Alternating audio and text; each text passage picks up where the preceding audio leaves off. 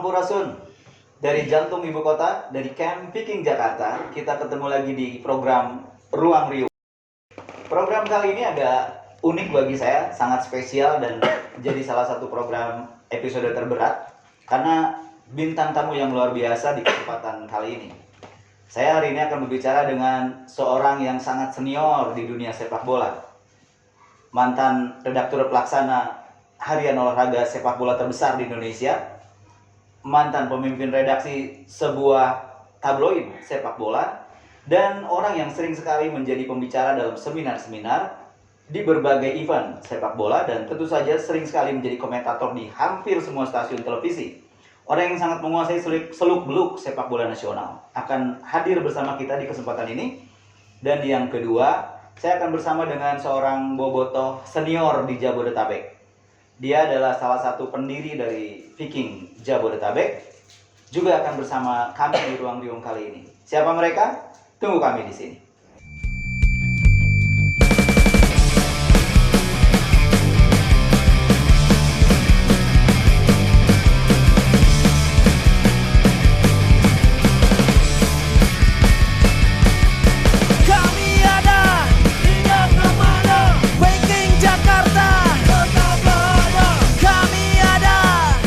Janji saya tadi sudah hadir bersama kita di kesempatan hari ini. Yang pertama adalah wartawan senior di Indonesia. Hampir semua orang mengenal beliau. Selamat datang untuk Mas Sigit Nugroho. Apa kabar, Mas? Assalamualaikum. Waalaikumsalam warahmatullahi wabarakatuh. Dan yang kedua, bobotoh senior, putra Betawi yang sangat mencintai Persib Bandung. Selain Bang Kudoy, kita juga punya Bang Eri. Apa kabar, Bang? Assalamualaikum. Sampurasun. Dan sesuai dengan protokol kesehatan, kami sudah menggunakan masker dan juga ada beberapa prosedur kesehatan terkait COVID yang sudah kita lalui tadi. Dan sebelum kita mulai perbincangan, kita bisa buka pelindung diri kita sekarang. Silakan. Oke, apa kabar Mas Sigit? Alhamdulillah, kabar baik, sehat. Semoga sama juga buat kawan-kawan VJ. Alhamdulillah. Mas Sigit ini seperti kita ketahui adalah orang yang sangat lama berada di dunia sepak bola Indonesia. Mewarnai sekali perjalanan sepak bola Indonesia sebagai seorang jurnalis senior. Mungkin sebelum kita mulai perbincangan, yang pertama pasti kita ingin tahu dulu, pada saat Mas Sigit pertama kali berkecimpung sebagai seorang jurnalis sepak bola di Indonesia tahun berapa itu, Mas? Dulu pertama.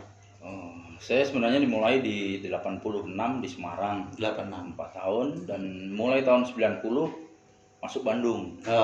Jadi waktu itu sempat udah cinta dengan tabloid bola, tetapi waktu melamar saya diterima di Monitor dan di tabloid Monitor, yang kasih banyak hal-hal yang berbau wanita, seksi ya. Iya, sama di tabloid bola. Cuman kalau di tabloid bola saya dibuang di Bandung sebagai karyawan lepas. Di Monitor jadi wartawan langsung. Cuman kecintaan saya pada sepak bola nggak bisa saya tutupin, meskipun posisi tawarnya lebih buruk lah kalau di Bandung kan sebagai wartawan lepas. Saya ambil itu, dan saya buta sama sekali tentang Bandung. Saya belum pernah ke Bandung. Tahun 90. Tahun 90. Ya.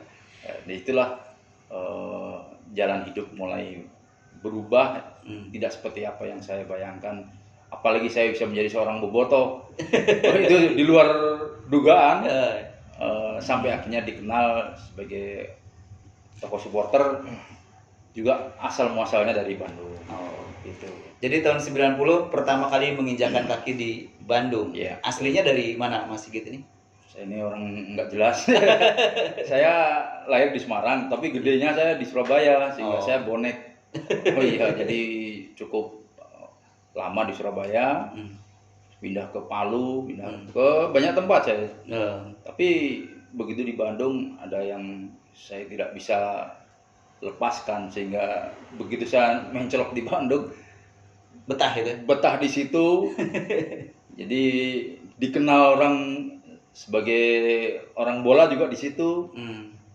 Akhirnya bikin kelompok bobotoh namanya Balad Persib, juga di Bandung. Balad Persib ini menarik nih, pasti banyak yang tidak tahu bahwa pendiri dari Balad Persib itu bukan orang asli Bandung.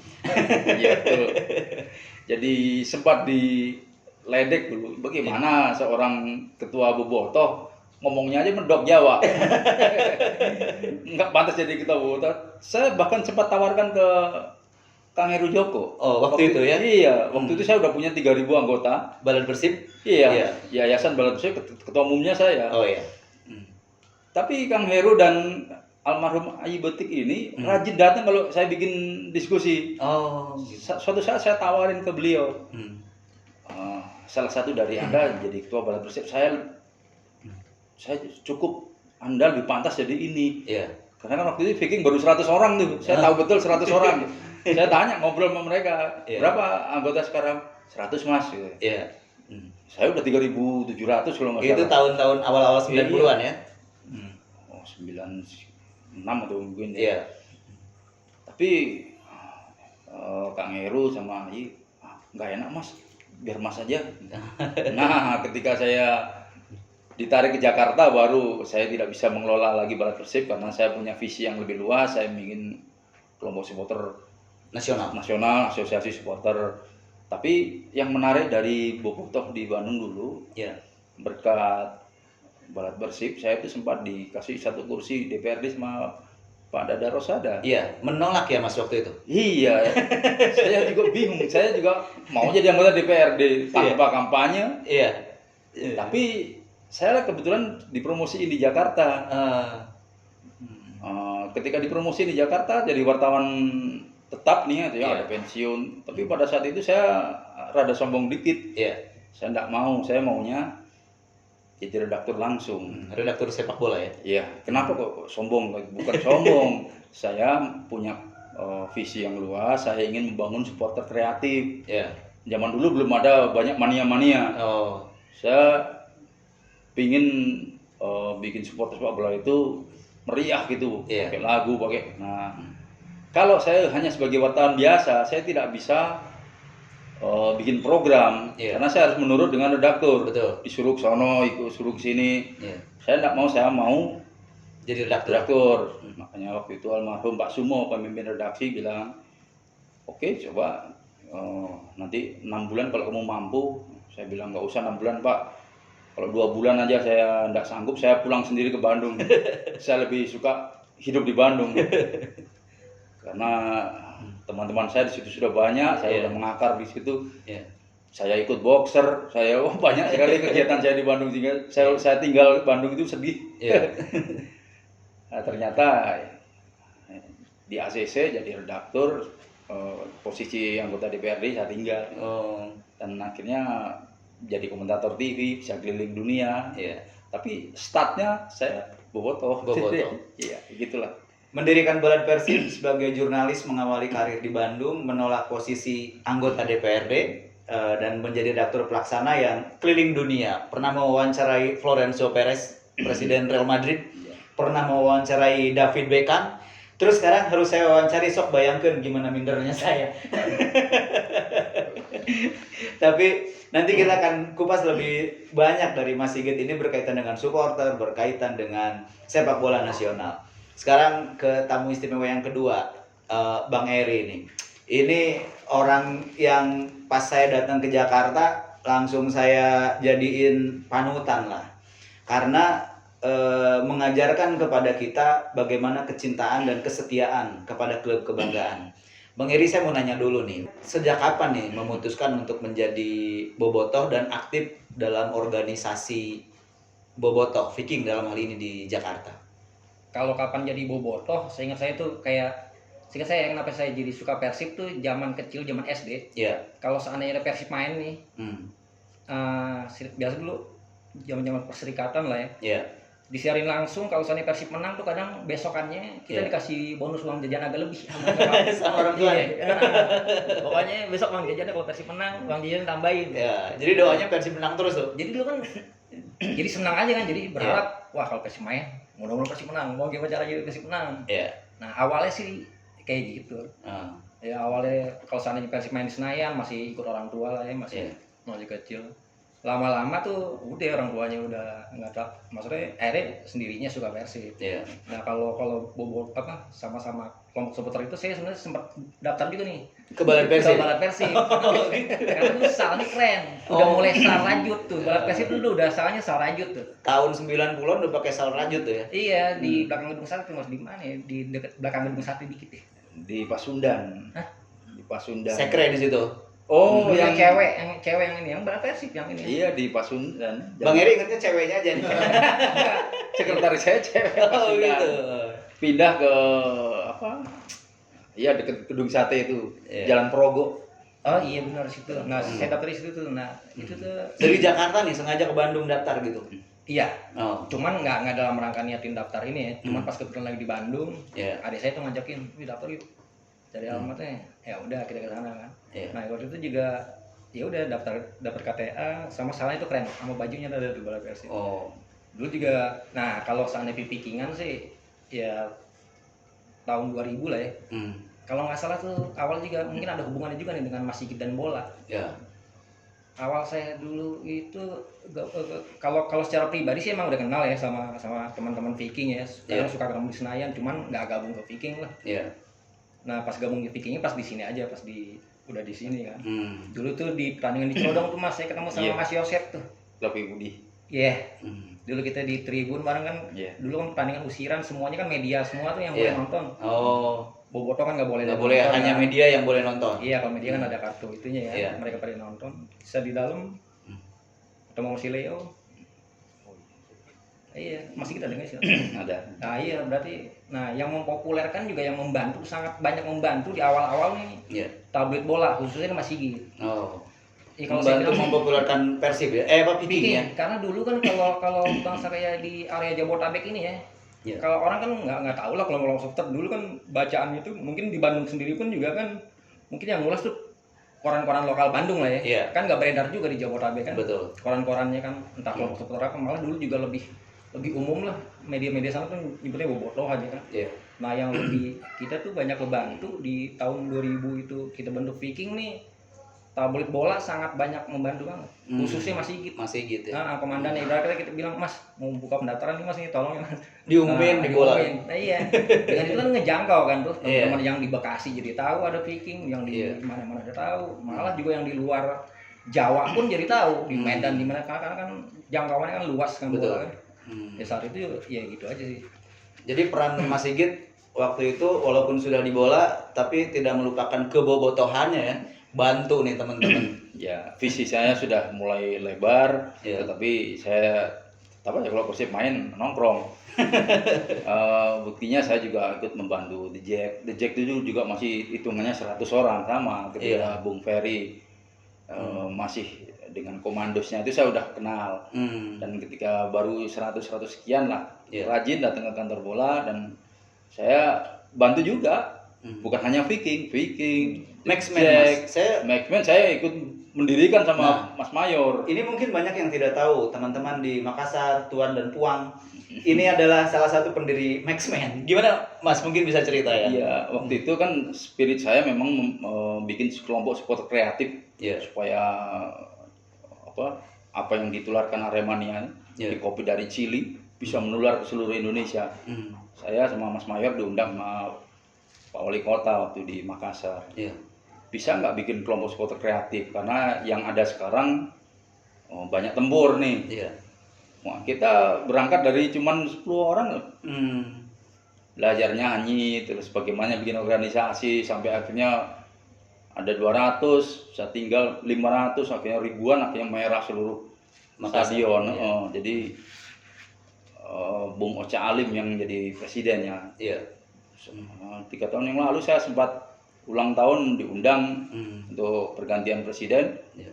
Saya ikut melantik sama Pak Wali Kota. Iya. Jadi Jadi Dani ya waktu itu. iya, masih berhubungan baik dengan Wali Kota Makassar sampai sekarang. Jadi di sana juga kecintaan saya terhadap supporter sama dengan ketika saya di Malang, di Aremania, banyak kawan-kawan saya di Bonek juga sama, Jakarta, Semarang. Jadi saya udah ngacak akhirnya Keliling Indonesia lah ya. kepingin membangun termasuk Kampak Medan ikut, iya ikut melantik mendirikan bersama Herna Pardede waktu itu ya. Iya. Sekarang sudah ke Australia.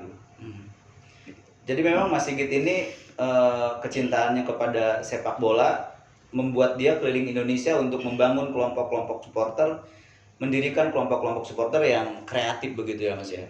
Oke, dan yang menariknya lagi adalah Mas Sigit pernah ditawari jadi manajer di Arema. 2 kali. Gimana itu ceritanya Mas? 2 kali. Pertama ditawari sama Arema ISL ya. Iya. Almarhum Luki Jainal waktu itu. Iya. Tolong jangan ditolak Mas. Sampean kan sudah dekat dengan kami. Iya. Foto tim aja saya ada di situ. Iya, kok ini nyusup. Nanti akan jadi manajer. Jadi waktu itu saya lagi fokus untuk mendirikan media saya oleh di Bandung sehingga saya menolak. Gak lama kemudian ketika gonjang-ganjing PSSI ada dualisme liga, ISL dengan IPL. saya ditarik jadi manajer yang IPL. Wah, saya waktu itu ditawarin gaji 25 juta. Waktu itu tuh ya. Saya antara apa ya, kurang sukanya karena sedang ribut. Iya. Tapi ini rezeki. Iya. Saya angkut tapi saya bilang kalau mau saya non fee bayar di depan. Ternyata disanggupin. Oh, disanggupin. Iya, tapi gelisah saya ketika saya datang ke Malang. Saya sudah masuk Islam. Jadi saya sholat, kenapa ya Allah kok ini gelisah saya. Iya. Meskipun ini gajinya gede tapi udah dapat tiket pesawat, rumah, mobil kan nyaman itu. Iya. Dan almarhum serta teman-teman sana mendukung. Tapi ketika saya datang ke Malang mau start itu top-topnya Aremania itu. Iya. Ada Noh Alamsyah, Iya. lagi top, lagi Iya. peringkat 1. Saya datang ke Ovan Tobing. Saya ngobrol dengan beberapa penonton Kaji Selamat, Iya. dengan Ivan Ultras. Jadi malam itu saya keliling ke Malang. Iya. Saya mau nanya kenapa kok hati saya gelisah ini. Enggak tenang ya. Ternyata Ovan Tobing juga bilang, ojo Mas, kalau sampai ambil IPL nanti musuhan sama ISL. Iya. Ada juga temennya ISL. Kalau gitu kita mulai besok kita berseteru. Waduh. Ketika saya kalau masih ke ISL, kita backup. Tapi yang IPL ada juga. Oh, jangan Mas, kalau gitu musuhan sama kami. Ya, ini ternyata Allah tidak salah. Iya. Mau gaji gede atau persahabatan? Iya. Alhamdulillah saya mencintai persahabatan. Saya batalkan. Padahal saya udah diumumkan, jadi udah tanda tangan, udah diterima gajinya di depan, udah saya pakai pula. Masya Allah, saya bingung ngulanginya, udah kepake ini suruh ngulangin. Saya kembalikan sama Allah, ya kan Allah yang tidak ridho saya. Ini, tapi mungkin Allah ngasih rezeki, saya lapor sama Allah lagi. Iya, betul. Ya Allah, bagaimana ngulangin duitnya pakai? Ternyata ada orang besar yang menilai keputusan saya benar. Oh, begitu. Tapi untuk mengulanginya tenang saja. Untuk mengulanginya kami yang tanggung. Oh, alhamdulillah. Wah, 25 juta ditanggung. Iya, saya bilang, saya harus kerja apa ini selama berapa bulan saya? Enggak usah. Iya. Gratis. Alhamdulillah. Wah, Masya Allah. Hari itu dalam seminggu saya dapat transfer 50 juta for free.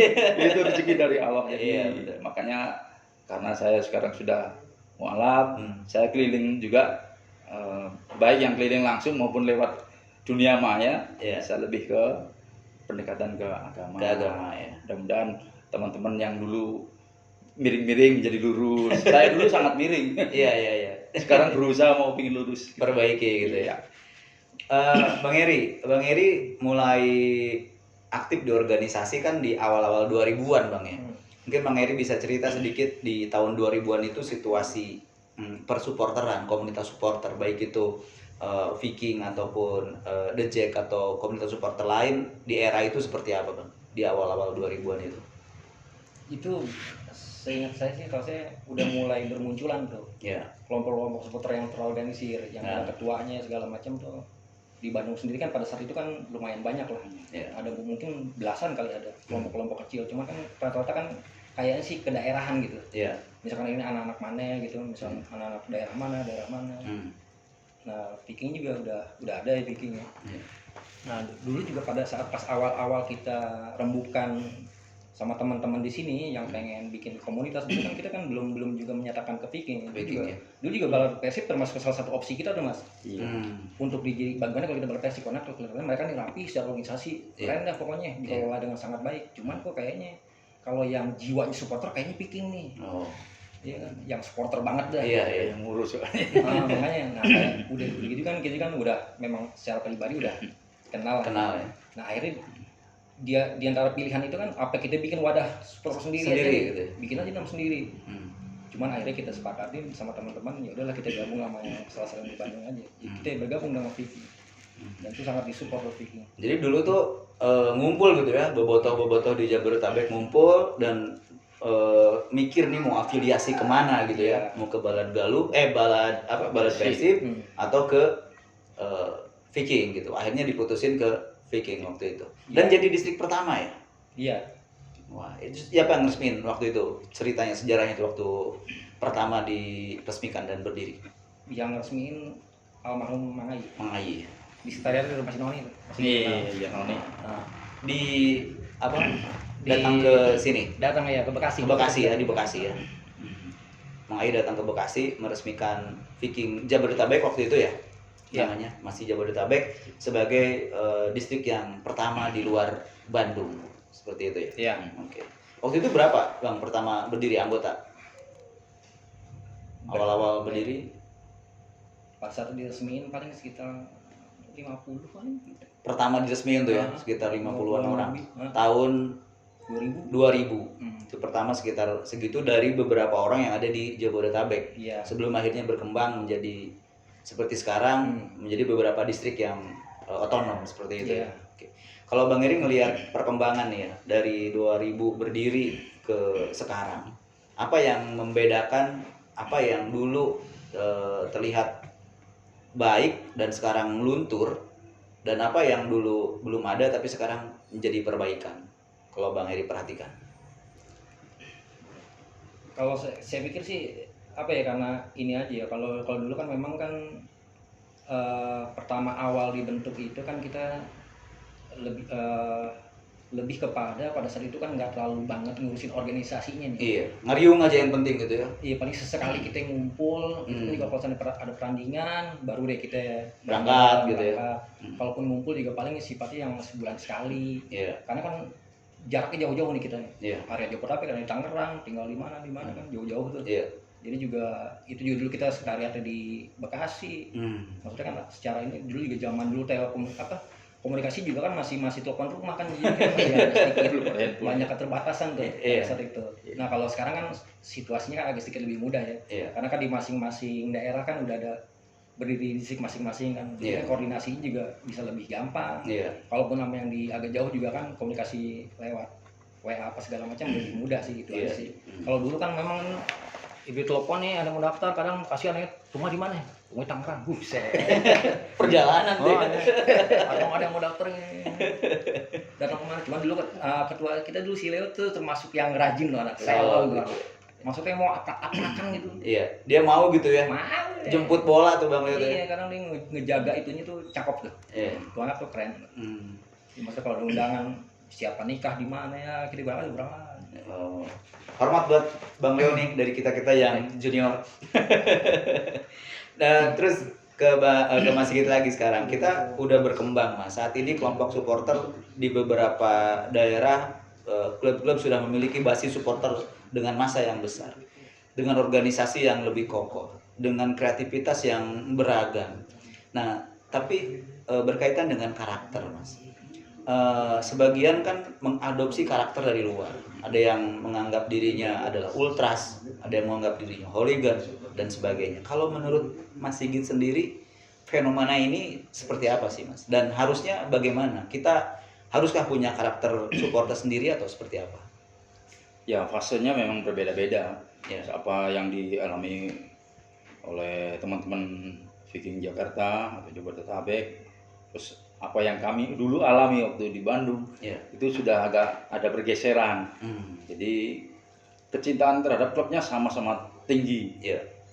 ya bagaimana tidak, saya lihat kalau Persib kalah di markas rumah saya kan jadi markas pada mewek nangis beneran, saya juga bingung kok sampai nangis begini. Ternyata suatu saat saya juga mengalami kalau timnya kalah juga manyun. Tapi soal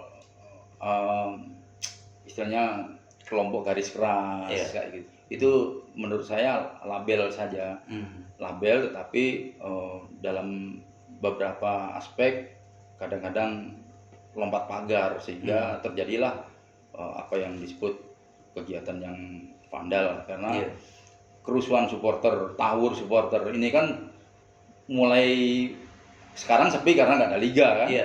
Tapi ketika sebelum sepi yang mati udah 65. Fakta ini. Fakta betul. Ini permusuhan yang Sia-sia. dulu oleh orang PSSI disebut sebagai rivalitas ini adalah harta karun sepak bola Indonesia. Jadi seperti Barca Madrid, bagi saya dulu, ya saya juga nulis begitu sebelum saya syahadat. Jadi saya syahadat tidak, karena semua akan dimintain pertanggungjawaban. Betul. Di akhirat tidak akan ditanya apa klubmu, Persib, Persija, Persebaya, Arema, tidak. Betul. Bukan itu yang ditanya nanti di akhirat. Sehingga saat ini adalah fase yang saya harapkan adalah bagaimana kita bisa mencintai klub kita dengan niat mulia. Betul. Jadi kita nonton bola tidak lagi untuk fanatik-fanatikan, musuhin sana sini, tidak perlu lagi. Kita mencintai klub kita sendiri aja. Ini bisa terjadi karena di negara kita kan istilahnya lebih religius, istilahnya, jadi masih bisa dipupuk. Saya niatkan di sisa hidup saya untuk melakukan kebaikan lewat jalur supporter, lewat jalur sepak bola, bisa saja. Jadi kekerasan-kekerasan seperti itu tidak perlu dilanjutkan. Justru kalau ingin expose yang bagus, bikin perdamaian. Bahwa permusuhan perlu dalam pertandingan, konteksnya lain. Tapi kalau untuk permusuhan sampai fisik, saling menyakiti, saya pikir itu sudah lompat pagar. Dulu Mas Sigit ini pernah menjadi inisiator dari berdirinya Asosiasi Supporter Seluruh Indonesia, ASI. Apa yang menjadi motivasi waktu itu, Mas? Waktu itu saya hanya niatnya apa yang saya bawa di Bandung. Jadi kalau di Bandung saja, yang saya bukan siapa-siapa, saya tidak dikenal di Bandung. Betul. Apaan namanya pakai O, ngomong sudah kagak bisa. Kalau Sigit Nugraha itu bisa jadi orang Cijerah. Ternyata bisa. Kenapa tidak kalau saya di Indonesia? Karena apalagi saya mengendalikan tabloid yang waktu itu hampir terjun bebas. Karena tabloid bola kan hampir jatuh juga. Karena ada kompetitor yang cukup kuat, sehingga saya tahu saya dibutuhkan, sehingga saya punya posisi tawar yang kuat, sehingga saya minta posisi tinggi karena itu tadi, saya ingin membangun supporter. Betul. Dengan membangun supporter adalah bagi saya bukan hanya menyehatkan tabloid saya, karena tabloid itu akhirnya oplahnya naik gitu ya. Iya, karena jadi panduan supporter se-Indonesia. Betul. Dulu tidak ada media yang ngurus supporter, tidak ada. Satu-satunya tabloid bola. Betul. Saya bikin rubrik namanya Ola Ole. Betul. Isinya untuk supporter. Pernah dikatakan sama pimpinan saya, itu rubrik sampah. Iya. Saya buktikan sampah ini nanti akan menjadi emas. Betul. Begitu rubrik Ola Ole ini disukai seluruh Indonesia, media lain mulai mengikuti. Ada rubrik retetet, ada rubrik apa, tapi followers. Tapi original ide dari sini. Jadi niat saya adalah waktu itu bikin asosiasi supporter. Bukan saya bikin asosiasi supporter, teman-teman menyarankan bikin itu. Karena pada saat itu kan pertemuan supporter se-Indonesia belum ada ketuanya. Dipilihlah 4 formatur: Gugun Kondrong, The Jack, Ferry Indrasarif, The Jack, Bambang Haryanto, Pasupati, dan saya. Dianggapnya sebagai bukan supporter atau bukan bobotoh karena saya lebih ke media, sehingga lebih netral. Waktu itu mau voting, tapi Gugun Kondrong panggil semua, udah nggak usah votingan, masih kita aja. Gitu. Karena saya dianggap tidak terlalu Viking berpihak gitu ya. Iya, tidak terlalu Viking karena saya balap Persib. Iya. Dan saya juga tidak kemana-mana sehingga saya dianggap lebih netral. Udahlah, yang netral ini aja katanya. Iya. Tapi ternyata kerusuhan pada saat itu saya juga pernah diwawancara Antv. Menurut Anda Indonesia, supporter Indonesia bisa damai berapa tahun? Waktu itu saya ingat betul saya ngomong 2 tahun, saya optimis. Ya namanya saya belum sadar jadi belum ngerti. Ternyata bukan begitu. Sekarang mungkin tidak akan bisa damai. Tetapi yang kita niatkan, mungkin Bang Eri juga niatkan, bahwa saya meniatkan bahwa ini untuk damai. Bahwa hasilnya seperti apa? Wallahu alam. Wallahu alam ya. Karena Nabi aja dakwah tidak semua masuk. Jadi bagi saya yang dicatat itu adalah niatnya. Jadi waktu itu mendirikan asosiasi supporter niatnya semata-mata untuk mempersatukan seluruh elemen supporter seluruh Indonesia. Supaya bisa menular apa yang terjadi misalkan di The Jack nih kekuatannya ini bisa menular ke sana. Di Arema kekuatannya bisa menular kebaikannya maksud saya. Betul. Jadi mengkolaborasikan diri apa yang baik dari satu komunitas ditularkan kepada yang lain. Itu tujuannya. Namun sesuatu dan lain hal membuat asosiasi supporter tersebut masih belum bisa berjalan optimal. Harapan Mas ke depan, apakah kita masih perlu asosiasi supporter seperti ini atau seperti apa? Saya pikir zaman sudah berubah ya. Jadi itu hanya sebatas nama. Karena ketika terjadi kerusuhan besar, asosiasi kan akhirnya luntur karena saya sendiri udah dilarang sama atasan saya, udah jangan ngurus supporter lagi kamu, karena kisruh ini. Pada saat itu saya juga tidak bisa ngomong apa-apa karena kalau sekarang saya bisa ngomong. Mau namanya asosiasi, mau namanya apa, niat saya adalah demi kebaikan itu. Jadi kalau toh nanti akan ada yang bikin asosiasi atau kalau nggak salah sekarang ada forum komunikasi ini itu banyak sekali sekarang. Sehingga bagi saya apapun namanya fine sepanjang itu niatnya untuk kebaikan.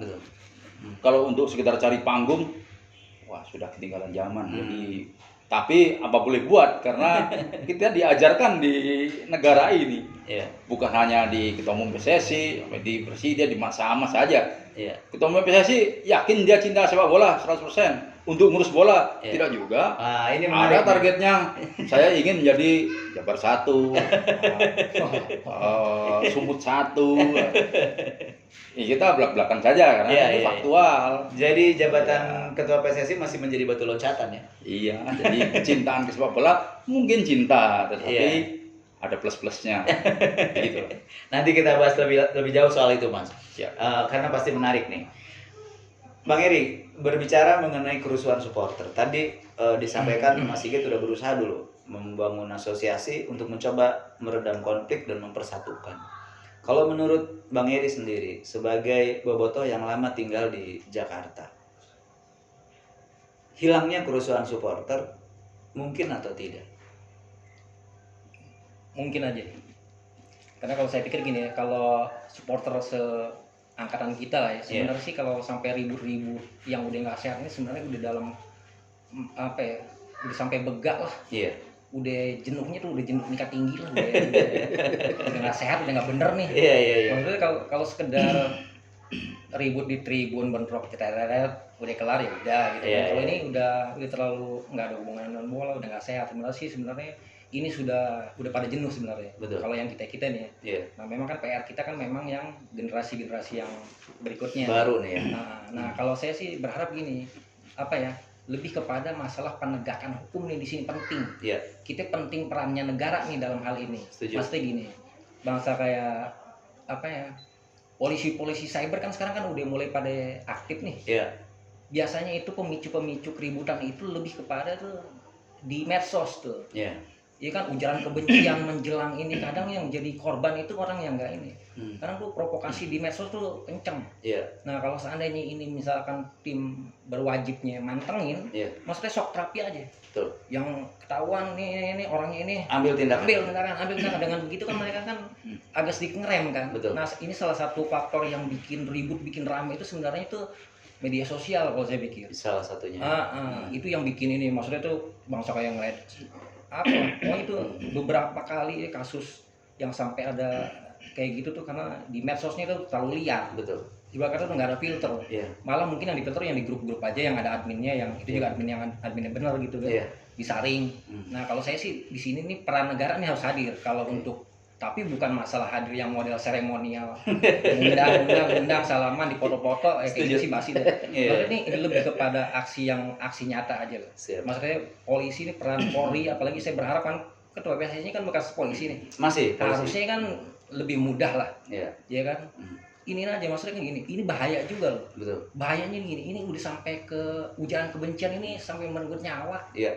Ini kan udah bahaya. Ibarat kata nih kalau misalnya di kasus lain gitu kan, ujaran kebencian apa bisa dipermasalahkan. Ini sebenarnya harusnya bisa. Nah, saya pikir kalau seandainya ini dimaksimalkan sama Polri dalam hal ini negara hadir di sini, saya pikir lama-lama bisa terkikis gitu. Orang yang pengen sekedar ngopropahin aja rada mikir lah.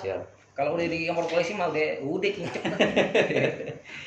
Jadi ini pendapat dari salah seorang supporter senior mengatakan bahwa penegakan hukum nih sekarang yang menjadi PR besar. Mudah-mudahan ini jadi perhatian bagi pihak kepolisian dan juga semua aparat penegak hukum, karena hangat di medsos, memanas di tribun, kacau di luar. Akan seperti itu. Jadi titik apinya yang harus kita padamkan dulu ya. Medsos kita beresin. Bagaimana nih dari Bang Eri sendiri keinginan supporter-supporter yang baru muncul nih ya? Kita kan tadi Bang Eri bilang udah begal lah ya, supporter-supporter senior nih udah pengen nikmatin nonton bola dengan suasana yang kondusif lah ya. Tapi kan nih anak-anak yang baru nongol menjadi supporter sedang cari eksistensi, cari jati diri. Kira-kira gimana ya cara kita menyadarkan mereka bahwa bukan gitu caranya nyari eksistensi? Ya ini kan maksudnya kan perlu edukasi juga nih dari yang tua-tuanya lah ya. Maksudnya yang lebih dulu kan. Maksudnya tuh, pokoknya kita lebih menanamkan kecintaan kita sama klub kita aja lah. Kita bodo amat lah klub lain, nggak usah terlalu diurusin. Bodo amat lah mereka mau maksudnya gini, kecintaan di ini channel bobotoh sama klubnya itu harus jauh lebih tinggi daripada kebencian dia sama ini sama klub lain. Iya, maksudnya kadang juga nggak nyambung juga ya gitu kita pertandingan ngurusin supporter lain kayaknya. Maksudnya sih, dan lebih ditekankan itu aja, maksudnya kayak semacam ya edukasi lah ke ininya. Nah itu kan tugas-tugasnya pengurus-pengurus distriknya kalau kita kan, ke bawahannya gimana, apa bentuk sanksi apa gimana ini macam-macam kan. Itu aja sih. Klub juga mungkin harus mengambil peran dalam hal ini. Bagaimana klub bukan hanya menjadikan supporter sebagai komoditi, tapi juga aset daripada klub yang harus diberi edukasi.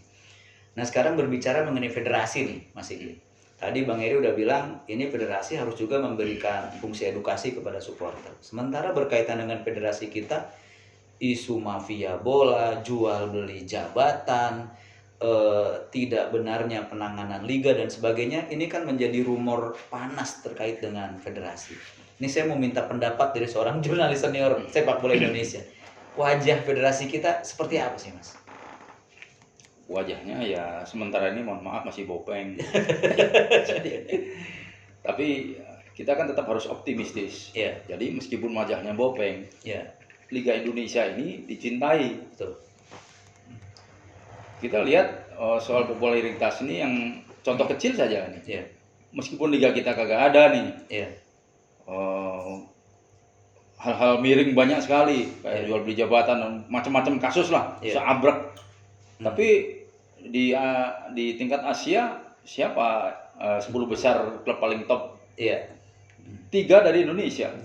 Nomor 1 Persib. Nomor 3 Persija. Di bawahnya nanti ada Arema yang baru masuk nih. Itu artinya apa? Bahwa liga kita bisa didagangin. Mau sejelek apapun, mau serusuh apapun, tetap dicintai. Nah, maksud saya, marilah di federasi juga ikut mengambil peran. Jadi jangan hanya seperti dikatakan Bung Eri tadi, misalnya petik buah saja nih. jadi komoditi.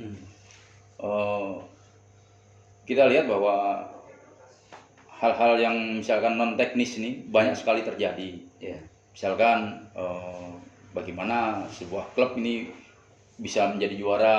Tahu semua udah ini rahasia umum. Rahasia umum ya. Iya, dari zaman Bala namanya PSSI masih sekupnya Kang Nugraha Basuh sampai saat ini terus begitu saja. Masih sama kondisinya. Iya.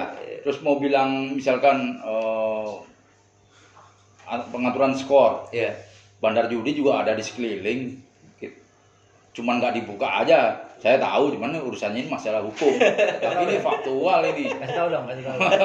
Nanti setelah kita off air boleh. Nanti off the record ya. Jadi dibilang mau pengaturan skor, di belakang kalian aja juga orang yang doyan main begitu. Waduh, masih ada di sekitar Iya. federasi. Bahkan ini kita kalau flashback ke zaman sebelumnya dulu di Jambore Supporter ada pengurus PSSI yang nantangin. Ketika saya undang, saya 3 kali jadi ketua panpel Jambore Supporter. Jambore Supporter. Iya. Salah satunya mengundang ketua komisi disiplin. Iya. Ketika supporter mau nanya, silakan tanya. Nah, begitu ditanya, Iya. Bapak kalau misalkan terciduk, buktikan saya kalau sampai terciduk. Iya. Tidak akan saya bersih. Oh. Mana buktinya? Iya. Ternyata dalam tempo hitungan hari, Iya. dia OTT tangkap tangan 100 juta lebih kalau nggak salah, tangkap penjara. Iya. Itu flashback. Iya. Nah, yang sekarang ini banyak 40 lipat, jadi terjadi kesalahan ditutupin, Iya. kesalahan ditutupin, jual beli. Oh, itu bukan jual beli jabatan, ini Iya. dipoles lagi. Iya. Jadi terlalu banyak politik yang masuk. Sampai liga yang tidak jalan. Iya. Juga ini juga lebih banyak ke kasus politik. Iya. Padahal liga-liga lain di negeri-negeri lain berjalan. Sudah jalan ya. Iya, Indonesia saya nggak jalan. Mungkin pikirannya hanya soal covid. Iya. MU main sama Liverpool padahal Inggris lockdown. Iya kan, Liga Iya, Inggris. betul. Saya tidak ngomong Liverpool kalah ya, saya ngingetin saja. Oke, makasih. Ya artinya Indonesia ini lebih rawan. Iya. Rawan pangan ketika orang menganggur, berbulan-bulan tidak ada penghasilan. Misalkan ada pertandingan bola meskipun tanpa penonton, itu sudah penghasilan meskipun kecil, tetapi ada penghasilan masuk. Kalau kayak begini pemain akhirnya tarkam juga, ngumpet-ngumpet. Saya pikir pemerintah perlulah turun tangan. Tapi saya dengar selentingan ini ada satu klub plat merah yang pindah ke Solo, ngapain? Kita semua akhirnya menerka-nerka akhirnya kan bola liar. Oh, karena Solo wali kotanya anaknya presiden. Nah, supaya liga jalan, pakailah kendaraan. Jadi akhirnya ke politik lagi. Iya.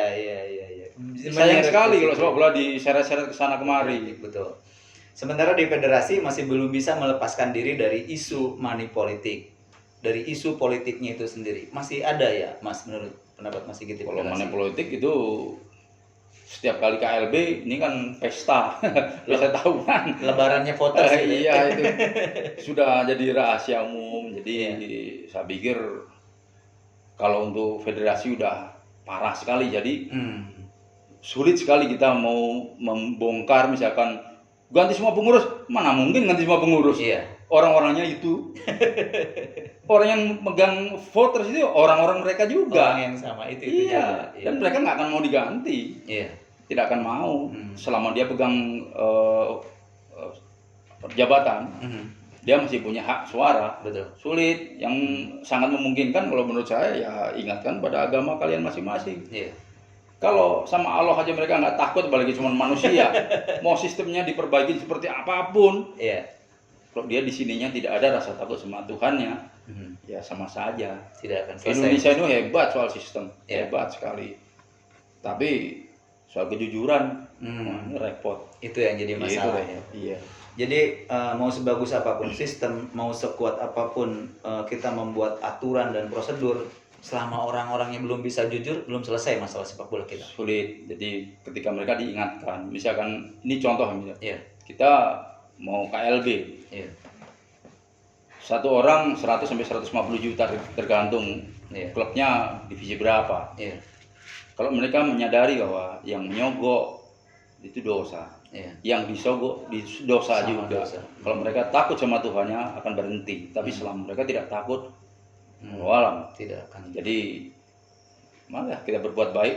Kalau kita belum bisa berbuat baik kepada mereka, mengajak mereka berbuat, ya kita mulai dari diri kita sendiri, pelan-pelan. Yang penting niat baik. Sistem pemilihan bukan maksudnya cara pemilihan yang dilakukan dengan tidak jujur juga berpotensi menghasilkan pemimpin-pemimpin yang tidak jujur ya, Begitulah. dan tidak amanah. Kemudian situasi saat ini, situasi sepak bola saat ini, liga tidak jalan. Timnas kita juga tidak pernah uji coba ini, Mas. Timnas kita, timnas senior apalagi, dalam rentang waktu 1 tahun tidak pernah melakukan uji coba. Sementara peringkat FIFA kita terus turun. Salahnya di mana, Mas, menurut Mas? Kalau liganya tidak ada, mau ditarik dari manapun akan sulit. Iya, Sekarang kita mau uji coba dengan tim manapun, tapi pemainnya juga tidak pernah berkompetisi. betul. Repot. Hmm. Jadi kuncinya tetap kompetisi harus jalan dulu. Hmm. Tanpa kompetisi nonsen. Iya. Tiba-tiba kita mau uji coba lawan tim kuat misalkan, Iya. Bayern Munchen. Iya. Wah, main lawan yang berat, lawan tim-tim lokal aja kita kagak, lawan tim gede dibantai habis. Iya. Mungkin memang itu bukan tujuannya dibantai, tetapi mau ngapain kita Iya. uji coba terus-terusan. Tapi tidak ada. Piala Dunia sekarang udah jelas digeser. Iya, betul. Cukup lama, menunggunya cukup lama, sehingga tim yang sudah disiapkan nggak akan bisa main Tidak akan pada saat itu usia mereka sudah Udah lewat. sehingga itulah orang mungkin sudah punya angan-angan nanti ketika ini menang, Iya. posisi saya, citra saya akan harum. Iya. Tapi Allah punya rencana lain. Iya, betul. Didatangkan COVID, rusak semua. Jadi hal-hal yang diatur dengan buruk dengan mudahnya digeser begitu saja. Jadi menurut saya marilah belajar dari seperti itu. Jadi ketika kita merencanakan sesuatu yang buruk, dengan mudah Allah nanti akan geser. Bicara tentang PSSI ini, Mas Sigit ini kan dalam tanda kutip memata-matai PSSI, memantau PSSI sejak awal tahun 90-an. Hampir semua rezim di era sepak bola modern sudah pernah Mas Sigit perhatikan kinerjanya. Dari pemantauan dan pengamatan Mas Sigit sendiri, era mana yang kita merupakan era terbaik di kepengurusan PSSI dan era mana ya era yang merupakan paling buruk menurut pengamatan Mas Sigit? Kalau hitungannya adalah prestasi, tentu saja Pak Cardono. Pak Cardono, ya. Itu yang SEA Games. SEA Games, bukan hanya SEA Games-nya, saya lihat bahwa dia ini seorang pemimpin yang tegas, berani ambil keputusan. Ya. Tetapi kalau dari aspek bisnis, mungkin suka tidak suka Ya. di era sekarang. Oh. Tapi ini juga pengurus PSSI tidak boleh menepuk dada bahwa Iya. ini hasil kerja kami. Iya. Enggak, ini kerja kolektif. Dan jangan lupa, yang mereka jual itu klub, Klub, betul. bukan PSSI, klub. Kalau tidak ada Persib, tidak ada Persija, mau apa liga? Iya, betul. Fakta kan kelihatan. Iya. Persib disukai oleh 17 juta pengguna media sosial. Betul. Al Hilal yang udah biasa di Liga Champions, yang Liga Arab merajalela, Iya. itu cuma 12 juta. Terpaut jauh. Iya. Persija 5 atau 6 juta saya lupa. Artinya PSSI tidak bisa menebuk bahwa ini hasil kerja keras kami. Tidak, Iya. ini hasil kerja kolektif. Dan jangan lupa kecintaan atau fanatisme supporter terhadap klubnya ini ikut berkontribusi membuat atau mengangkat liga itu menjadi ada nilainya. Iya.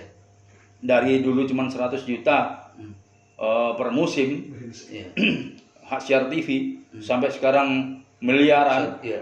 ratusan miliar juga. Iya. Itu bukan hanya urusan pengurus PSSI. Iya. Siapapun yang nanti duduk di situ mau mendagangkan liga kita, Iya. saya pikir bukan hal yang sulit Bukan lagi. sulit ya. Bukan yang sulit lagi.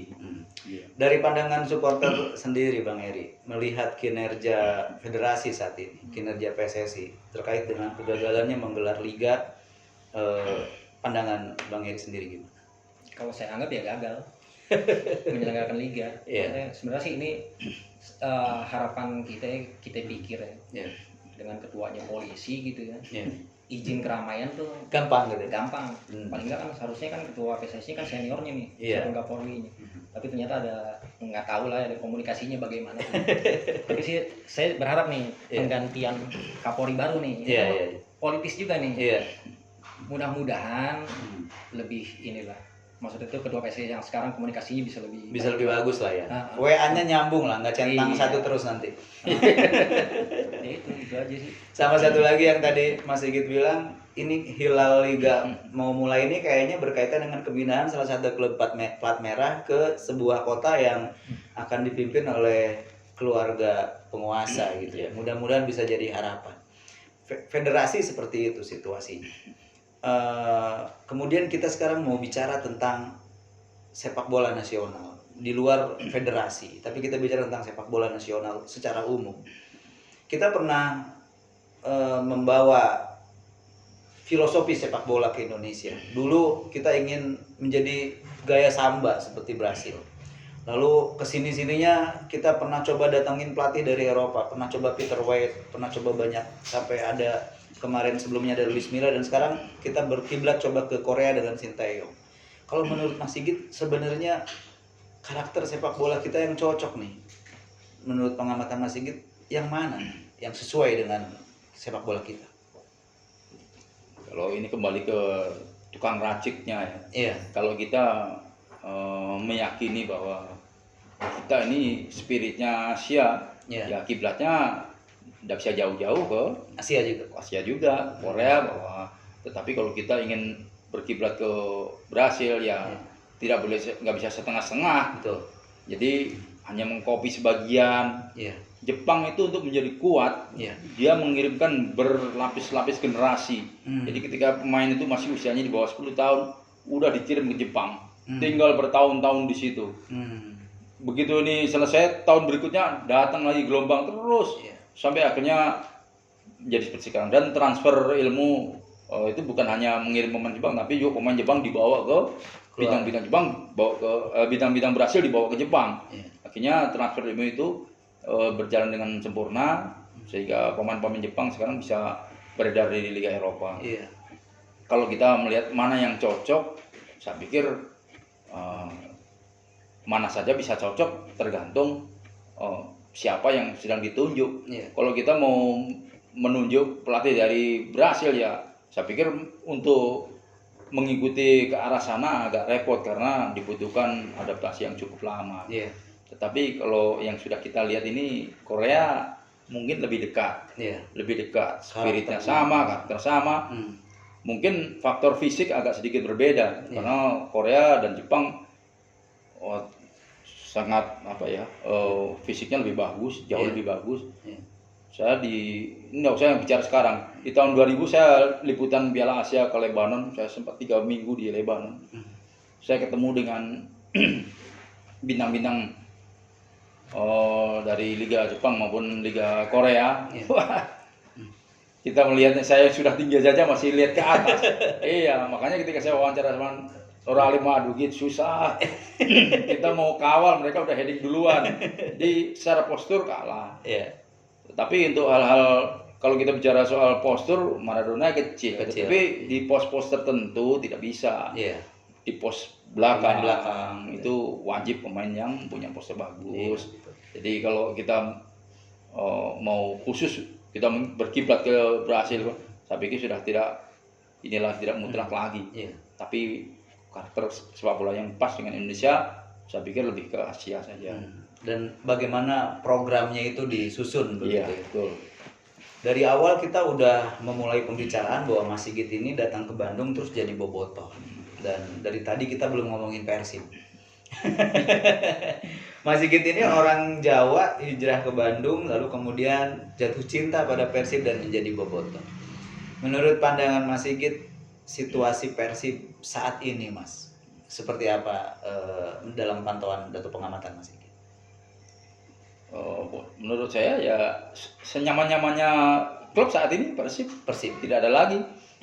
Karena nilai jualnya luar biasa. Saya sempat sebelum ada listing klub terbaik, kira-kira 4 bulan yang lalu sempat saya sendiri buka di Facebook, saya cari, saya hitung jumlahnya, betul timpang sekali bahwa penggila Persib itu luar biasa, saking banyaknya, karena di seluruh Jawa Barat. Betul.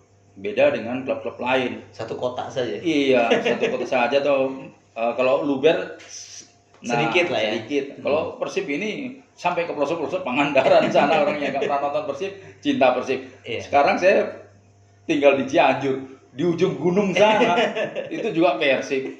Jadi kecintaan ke Persibnya itu Tinggi sekali lah. tinggi sekali. Ini memudahkan klub untuk mengelola.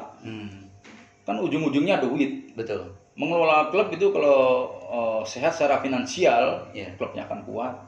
Meskipun tidak satu-satunya ya, Iya. tapi itu lebih memudahkan.